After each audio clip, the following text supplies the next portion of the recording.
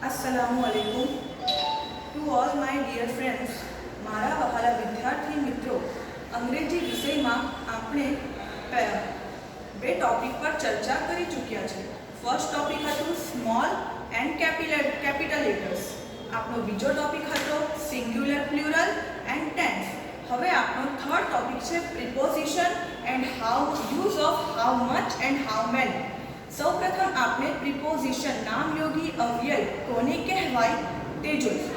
વિદ્યાર્થી મિત્રો, અહીંયા નામયોગી અવ્યય પ્રિપોઝિશનની વ્યાખ્યા આપેલી છે તે સમજીએ. નામ અથવા સર્વનામ એકબીજાથી અથવા પરસ્પર સંબંધ દર્શાવનાર શબ્દોને પ્રિપોઝિશનને ગુજરાતીમાં નામયોગી અવ્યય કહેવાય છે. નામ અથવા સર્વનામ એકબીજાથી અથવા પરસ્પર સંબંધ દર્શાવનાર શબ્દોને પ્રિપોઝિશન એટલે કે નામયોગી અવ્યય કહેવાય છે. અંગ્રેજી ભાષામાં પ્રિપોઝિશનના વપરાશનું ખૂબ જ મહત્વ છે. બીજી વ્યાખ્યા લઈએ તો વસ્તુ કઈ જગ્યાએ છે.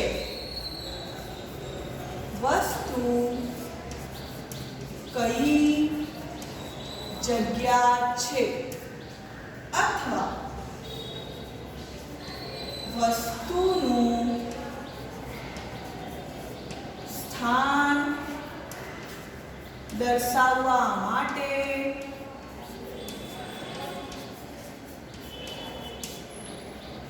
પ્રિપોઝિશન ઉપયોગી છે.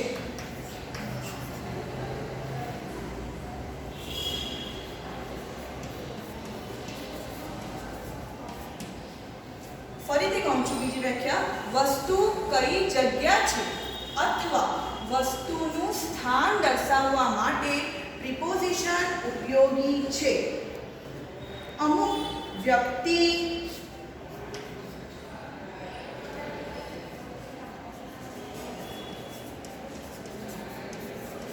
વસ્તુ, પ્રાણી કે પક્ષી જ્યાં છે તે સ્થળનો નિર્દેશ કરે છે પ્રિપોઝિશન.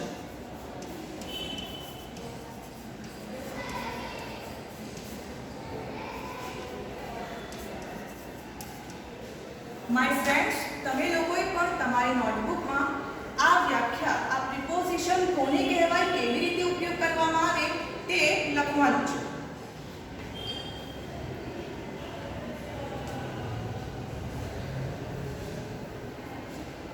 વિદ્યાર્થી મિત્રો, તમે વિડિયો સ્ટોપ કરીને પણ લખી શકો છો. હવે આપણે આગળ જોઈએ કે પ્રિપોઝિશનના શબ્દો કયા કયા છે. ચાલો જોઈએ આપણે. સૌથી પહેલા છે ઇન એટલે અંદર. બીજો શબ્દ છે ઓન એટલે ઉપર. આ પ્રિપોઝિશનના શબ્દો છે. આનો ઉપયોગ વસ્તુ ક્યાં છે, વસ્તુ જ્યાં છે તે સ્થળનો નિર્દેશ કરે છે.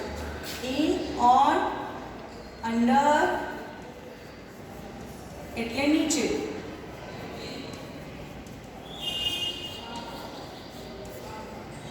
નિયર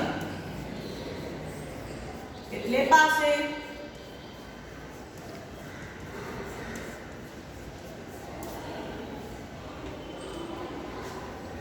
બિટવીન એટલે વચ્ચે.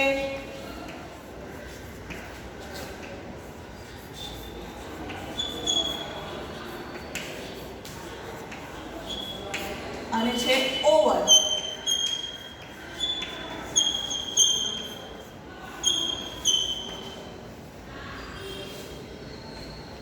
ઉપર અથવા થી ઊંચે. અડકતું ન હોય તેવી રીતે ઉપર. અડકતું ન હોય, નો ટચિંગ. વિદ્યાર્થી મિત્રો, આ આપણા નામયોગ્ય અવ્યય પ્રિપોઝિશન છે. ઇન,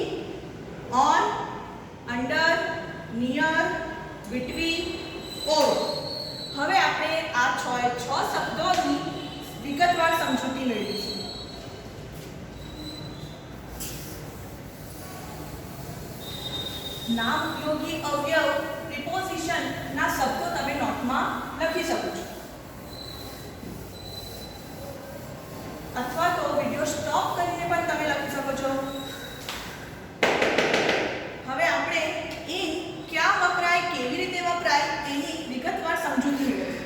સૌથી પહેલો છે ઇન, અંદર અથવા માં.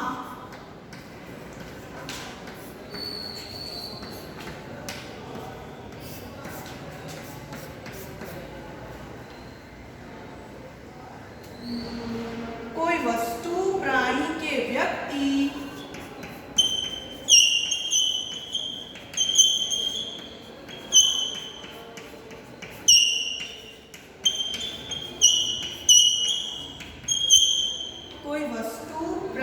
કે વ્યક્તિ અમુક જગ્યાએ કે અમુક સ્થળે છે.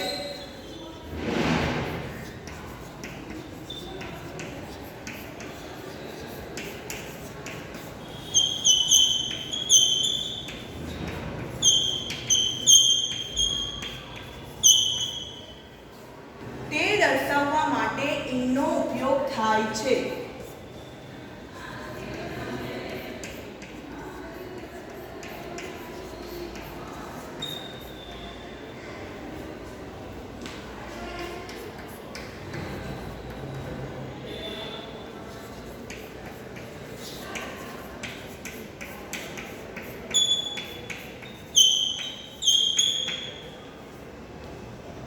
બીજી વસ્તુની એક વસ્તુ, બીજી વ્યાખ્યા જોઈએ તો એક વસ્તુ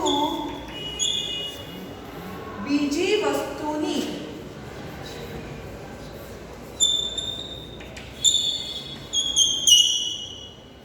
અંદર અથવા માં છે.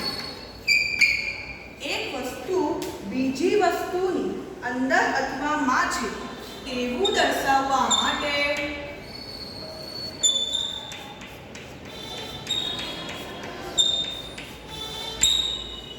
ઇનનો ઉપયોગ થાય છે.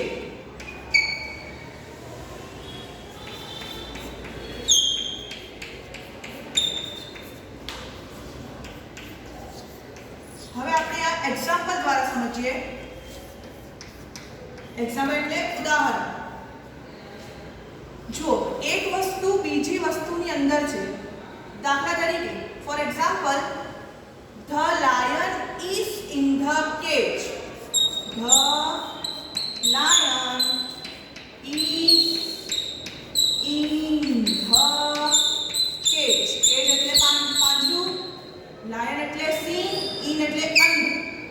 સિંહ પાંજરામાં છે અથવા સિંહ પાંજરાની અંદર છે. જો ની અંદર આવ્યું ને ઇન. બીજું, ધ ફ્લાવર્સ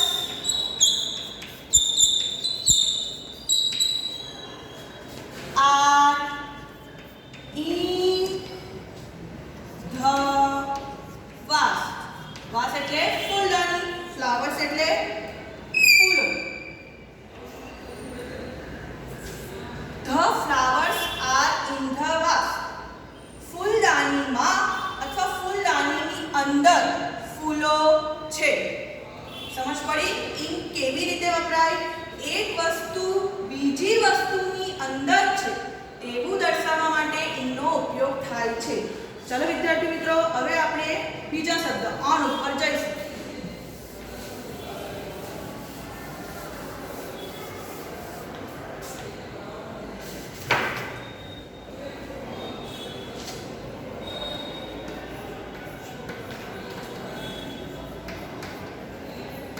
ઓન એટલે ઉપર. આની વ્યાખ્યા જોઈએ. એક વસ્તુ બીજી વસ્તુ પર જ્યારે અડીને આવેલી હોય. એક વસ્તુ, તમે પણ મારી સાથે લખતા રહેજો નોટબુકમાં. એક વસ્તુ બીજી વસ્તુ પર અડીને એટલે કે ટચ કરીને આવેલી હોય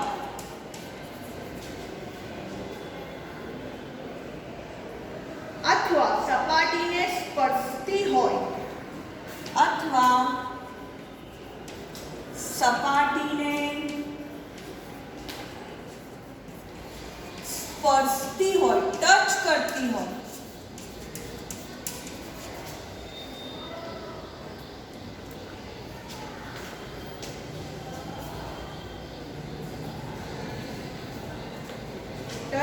હોય, તે વસ્તુનું સ્થાન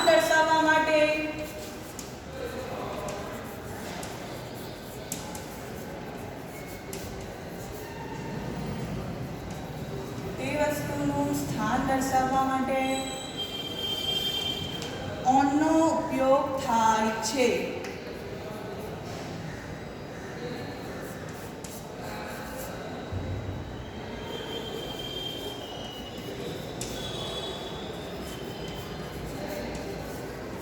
હવે આપણે આ એક્ઝામ્પલ દ્વારા જોઈશું.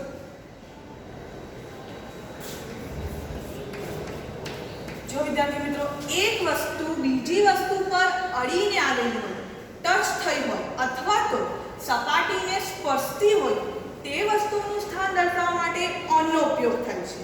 For example, the book is on the table. The book is on એટલે ઉપર, ટેબલ, પુસ્તક ટેબલની ઉપર છે. જુઓ ઓન એટલે ઉપર. જુઓ તમે એ ચિત્ર જોઈને દર્શાવો. આ તમારું ટેબલ છે ને અહીંયા પુસ્તક તો હવે આપણે અધ્ધર મૂકવાના નથી, સપાટી આ ટેબલની ઉપર ટચ જ થશે. આ બુક છે ને આ ટેબલ છે. તમે જોઈ શકો છો અહીંયા કે સપાટી ટેબલની સપાટીને બુક ટચ થઈ છે, સ્પર્શેલી છે. તો આ આવું હોય ત્યારે ઓન વપરાય. બીજું છે the monkey is on the roof.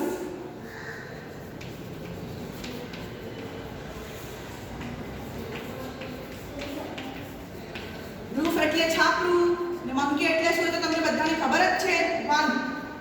the monkey is on the roof. વાંદરો છાપરાની ઉપર છે. હવે વાંદરો છાપરાની ઉપર હશે તો એ છાપરા ઉપર અધ્ધર તો નથી ઉપર રહેવાનો, એ છાપરાની ઉપર એટલે ટચ કરીને જ બેસેલો હશે. ટચ થયું, સ્પર્શ્યું એટલે ઓન. હવે આપણે આપણા ત્રીજા શબ્દ પર જઈએ, અંડર. અંડર એટલે નીચે.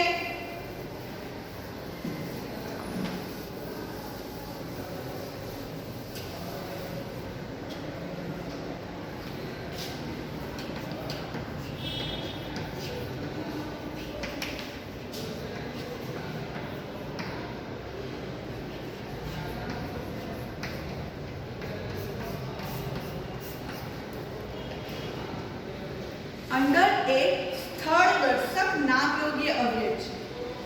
અંડર એ સ્થળ દર્શક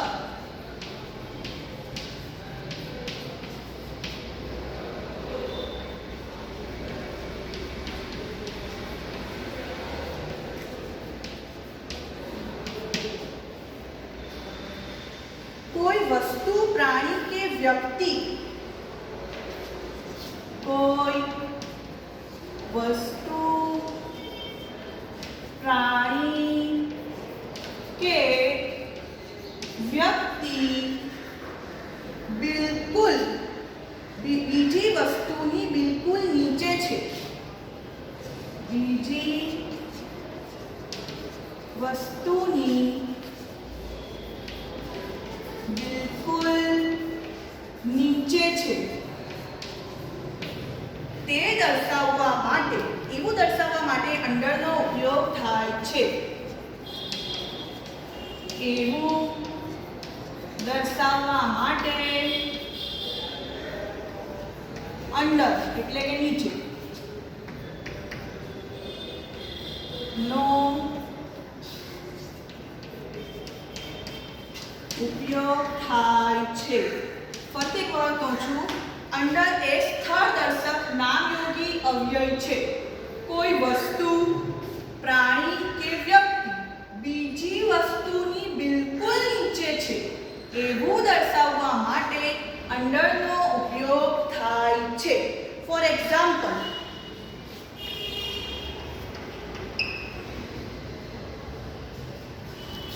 the cow is under the tree. Tree એટલે વૃક્ષ, કાવ એટલે ગાય, અંડર એટલે નીચે.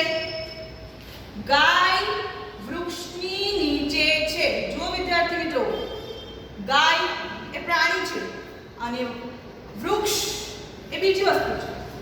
વૃક્ષની નીચે, બિલકુલ નીચે છે ગાય, એટલા માટે અહીંયા આપણે અંડરનો ઉપયોગ કર્યો છે. The cow is under the tree. ગાય ઝાડની નીચે છે. બીજું એક્ઝામ્પલ લઈએ તો ધ બકેટ ઇઝ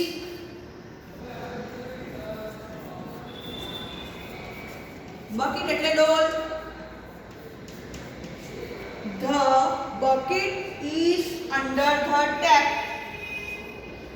ટેપ એટલે નળ.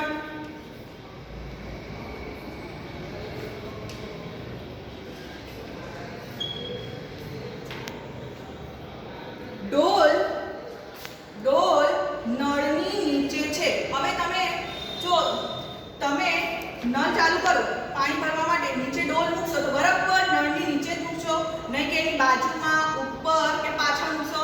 તમે પાણી ભરવા માટે નળની નીચે જ ડોલ મૂકશો તો એ બરાબર બિલકુલ નીચે આવ્યું તો શું થયું? અંડર. હવે આપણે આપણા ચોથા શબ્દ પર જઈશું, નિયર એટલે કે પાસે.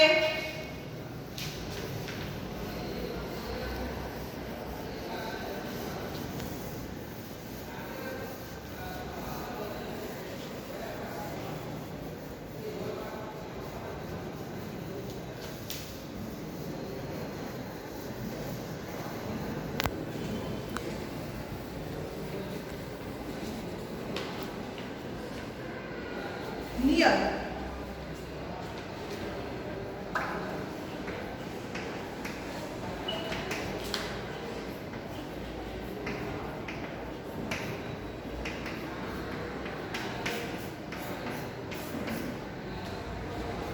કોઈ સ્થળ કે વસ્તુ નજીક છે. કોઈ સ્થળ, નિયરની વ્યાખ્યા જોઈએ. કોઈ સ્થળ કે વસ્તુ નજીક છે તેવું દર્શાવવા માટે નિયરનો ઉપયોગ થાય છે.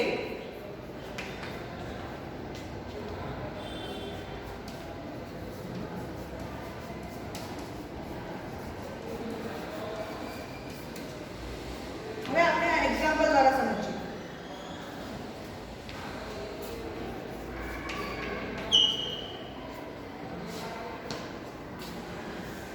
The post office is near my house.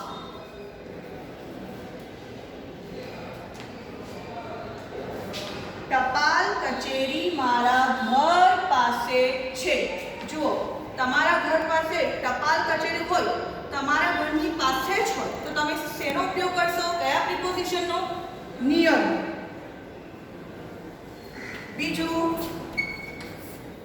Don't go near the Lions cage. Don't go near the Lions cage. સિંહના પાંજરા પાસે જશો નહીં.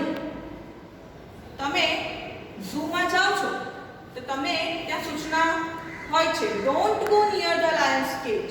કેજ એટલે પાંજરું.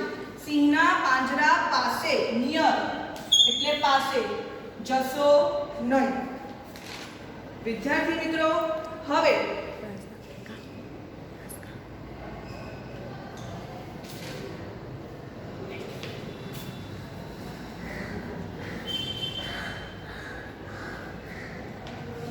આપણે તમને આ ચારે ચાર શબ્દોની સમજ પડી ગઈ હશે. ઇન, અંડર ને નિયર. પાંચમું છે ઓવર ને છઠ્ઠું છે બિટવીન. ઓવર એટલે ઉપરથી ઊંચે, અડકતું ન હોય. વિદ્યાર્થી મિત્રો ધ્યાનથી સાંભળજો. ઓન એટલે ઉપર, જે એક વસ્તુ બીજી વસ્તુ કે સપાટીને અડકતી હોય. પરંતુ ઓવર એટલે ઉપરથી ઊંચે પરંતુ અડકતું ન હોય.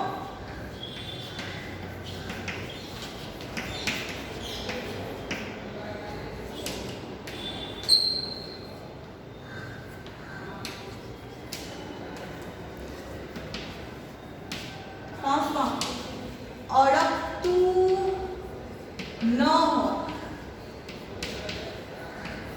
જ્યારે એક વસ્તુ બીજી વસ્તુ અડકતી ન હોય ત્યારે આપણે ઓવર વાપરીશું.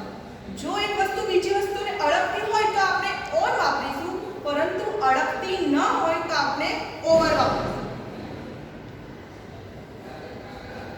એની વ્યાખ્યા તમે તમારી નોટબુકમાં લખશો. જ્યારે કોઈ એક વસ્તુ બીજી વસ્તુથી બરાબર નીચે છે અને અથવા તો ઉપર છે, તે એકબીજાને અડકતી ન હોય ત્યારે સ્થાન દર્શક નામયોગી અવ્યય ઓવરનો ઉપયોગ થાય છે. એનો એક્ઝામ્પલ જોઈએ. There is a large bridge over the river. There is a large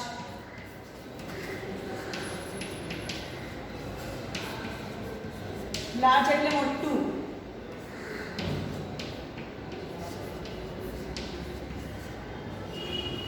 over the river.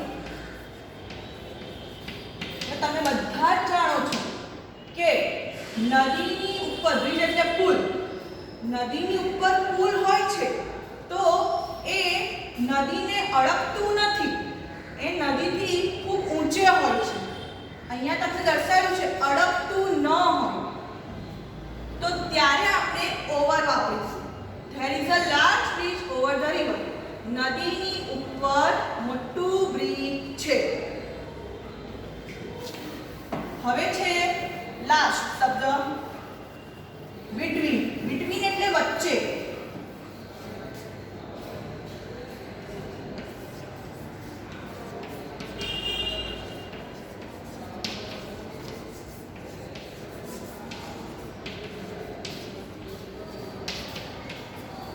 Between એટલે વચ્ચે. જ્યારે કોઈ બે વસ્તુની વચ્ચે એક વસ્તુ હોય અથવા તો કોઈ બે વ્યક્તિની વચ્ચે એક વ્યક્તિ હોય તો તેવું દર્શાવવા માટે બિટવીનનો ઉપયોગ થાય છે.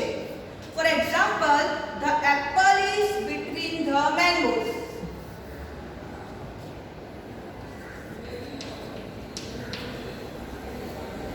The apple is between the mangoes.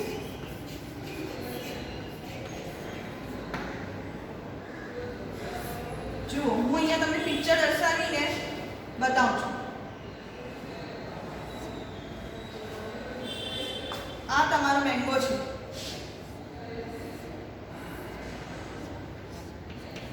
Between mango કેરીઓની વચ્ચે જો એપલ છે. જો તમને આવું પિક્ચર દર્શાવ્યું હોય એ બાજુમાં ખાલી જગ્યા હોય તો એપલ ઇઝ ખાલી જગ્યા ધ મેંગો, તો તમે પિક્ચર જોઈને જ તરત યાદ આવવું જોઈએ કે આ બેની વચ્ચે એક એપલ છે. ની વચ્ચે વચ્ચેના અંગ્રેજીમાં શું કહેવાય? બિટવીન. વિદ્યાર્થી મિત્રો, હું આશા રાખું છું કે તમને પ્રિપોઝિશનમાં સમજ પડી ગઈ હશે. ધ્યાનથી એક વખત ફરીથી જોઈને નોટમાં તમારી લખી લેજો અને વ્યવસ્થિત રીતે સમજી લેજો. હવે આપણે આપણા બીજા ટોપિક પર જઈએ. How much and how many. How much અને હાઉ મેની એ એકદમ સરળ છે, સૌથી ઈઝી છે. હાઉ મેની અને how much A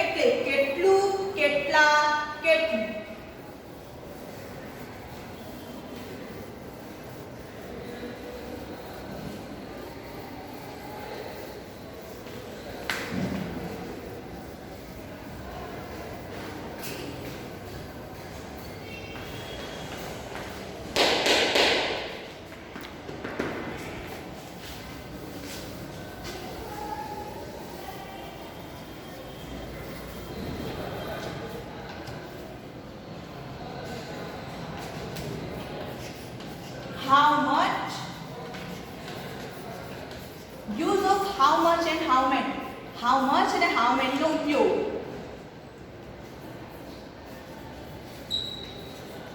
how much અને હાઉ મેની એટલે કેટલું,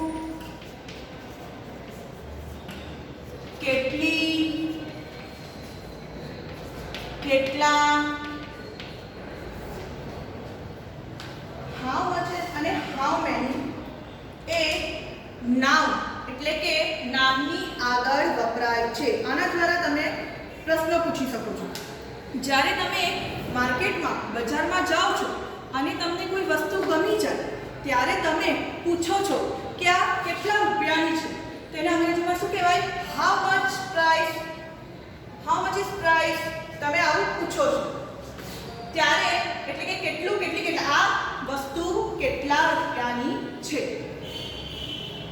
હું અહીંયા એક કોષ્ટક બનાવું છું, તેના દ્વારા તમને સમજ પડી જશે.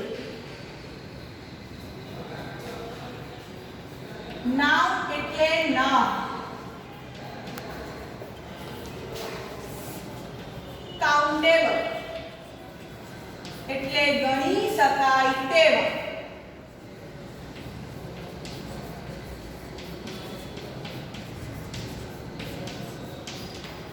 અને અનકાઉન્ટેબલ ગણી ન શકાય તેવા, ગણી ન શકાય તેવા. હવે તમને કેવી રીતે ખબર પડશે કે ક્યારે હાઉ મચ લગાવવાનું ને ક્યારે હાઉ મેની લગાવવાનું? તો અહીંયા આપણે જોયું, ગણી શકાય તેવી વસ્તુઓ હોય તો તેમાં હાઉ મેની નો ઉપયોગ કરવાનું રહેશે. ગણી શકાય તેવી વસ્તુ હોય તો હાઉ મેની, અને ગણી ન શકાય, દાખલા તરીકે પ્રવાહીમાં હોય, લાગણી હોય, જથ્થો હોય, તો એ આપણે ગણી નથી શકતા. જો તમે તમારા મમ્મીને કેટલું ચાહો છો, તમે ગણી શકો છો? નથી ગણી શકતા. તો તેમાં શેનો ઉપયોગ કરવામાં આવશે? How much. આના તમને ઉદાહરણો બતાવું છું તો તમને સમજ પડશે. જુઓ વિદ્યાર્થી મિત્રો, star, boy, day, friend, book. Star, આકાશ કેટલા તારાઓ છે એ તમે ગણી શકો છો એટલે હાઉ મેની. બોય, કેટલા બોયઝ, કેટલા છોકરાઓ છે તમે ગણી શકો છો એટલે હાઉ મેની. ડે, દિવસ પણ તમે ગણી શકો છો.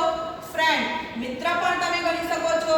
બુક, પુસ્તક, તમારી પાસે કેટલી પુસ્તકો છે તે પણ તમે ગણી શકો છો. તો એ વસ્તુની આગળ તમે હાઉ મેની લગાવો. અને how much, water, sugar, love, gold, petrol. હવે વોટર એટલે પાણી. પાણી તમે નદીમાં કેટલું પાણી છે તમે ગણી શકો છો? નથી ગણી શકતા. સુગર, ખાંડ, કેટલી ખાંડ છે ગણી શકો છો? નથી ગણી શકતા. લવ એટલે પ્રેમ, લાગણી. આ લાગણી દર્શાવતો શબ્દ છે એ તમે ગણી શકો છો? નથી ગણી શકતા. ગોલ્ડ, સોનું, પેટ્રોલ પણ પ્રવાહી છે એ પણ ગણી શકતા નથી. હા, તમે માપી શકો છો પરંતુ તમે ગણી નથી શકતા. ત્યારે આપણે શેનો ઉપયોગ કરીશું? How much. સૌથી સરળ ભાષામાં કહું તો ફક્ત એટલું જ યાદ રાખજો, ગણી શકાય તેવી વસ્તુઓ હોય તો હાઉ મેની લગાવવાનું, અને ગણી ન શકાય તેવી વસ્તુઓ હોય તો હાઉ મચ લગાવવાનું.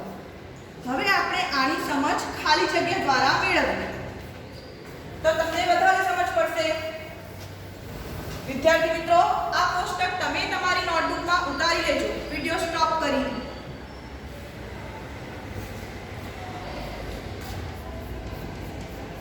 હાઉ મેની અથવા હાઉ મચ વડે ખાલી જગ્યા પૂરું.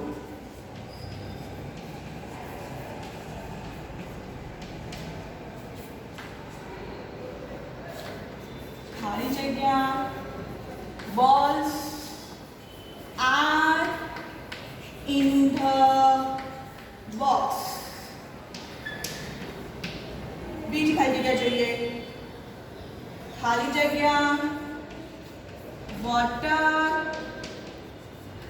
in the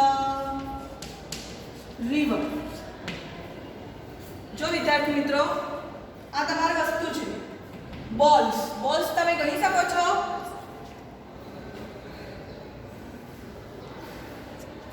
ખાલી જગ્યા balls R in the box.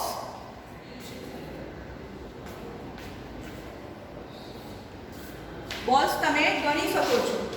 જો ગણી શકાય તો શું વાપરવાનું? How many. તો ખાલી જગ્યામાં જવાબ શું આવશે? How many. તરત જ ખાલી જગ્યાની પછી તરત જ જે શબ્દ હોય તે જોવાનું.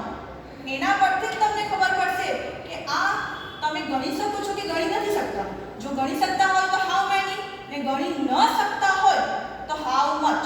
બોલ તમે ગણી શકો છો એટલા માટે આપણે હાઉ મેની લખીએ. વોટર એટલે પાણી. પાણી તમે ગણી શકતા નથી, એ પ્રવાહી વસ્તુ છે. એટલા માટે શું આવશે? How much. વિદ્યાર્થી મિત્રો તમે તમારી નોટબુકમાં આ ખાલી જગ્યા લખો. આ ખાલી જગ્યા તમારે 2 વખત લખીને વ્યવસ્થિત રીતે લખવાની છે, સમજીને લખવાની છે. ફક્ત એટલી જ વસ્તુ, એટલી જ નોંધ રાખજો, યાદ રાખજો કે ગણી શકાય તેવી વસ્તુ હોય તો હાઉ મેની, ગણી ન શકાય તેવી વસ્તુ હોય તો હાઉ મચ. વિદ્યાર્થી મિત્રો હું આશા રાખું છું કે તમને આ બંને ટોપિક પ્રિપોઝિશન